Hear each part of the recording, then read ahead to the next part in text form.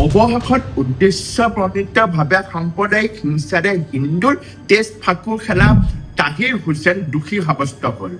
2020 চনৰ দিল্লী সাম্প্ৰদায়িক হিংসাত্মক আন্দোলনত ভাৰতৰ সাম্প্ৰদায়িক ইতিহাসত হিন্দুসকলৰ ওপৰত হোৱা এক বেদনাদায়ক অধ্যায়। এই হিংসাত বহু নিৰহ হিন্দু লোকৰ প্ৰাণ হেৰুৱাইছিল। তেওঁলোকৰ ভিতৰত আছিল ইণ্টেলিজেন্স ব্যুৰোৰ যুৱ বিষয়া অংকিত শৰ্মা, যাক নিঃশংক হত্যা কৰি সমগ্ৰ দেশক লজ্জিত কৰি দিছিল। দীৰ্ঘদিনীয়া আইনী প্ৰক্ৰিয়াৰ পিছত অংকিত শৰ্মাৰ হত্যাকাণ্ডৰ গোচৰত প্ৰাক্তন আম আদমী কাউন্সিলৰ তাহিৰ হুছেইনক হত্যাকাণ্ড, অপহৰণ, সাম্প্ৰদায়িক হিংসা আৰু সাম্প্ৰদায়িক উচতনিৰ অভিযোগত দোষী সাব্যস্ত কৰা হৈছে।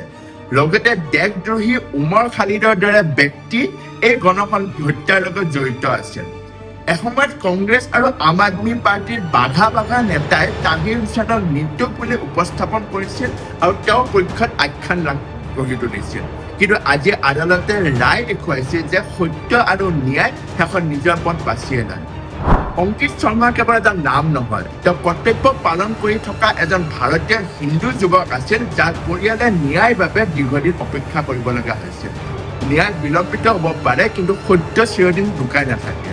অংকিত শৰ্মাক আজি স্মৰণ কৰিছোঁ, তেওঁৰ পৰিয়ালৰ বেদনাক স্মৰণ কৰিছোঁ।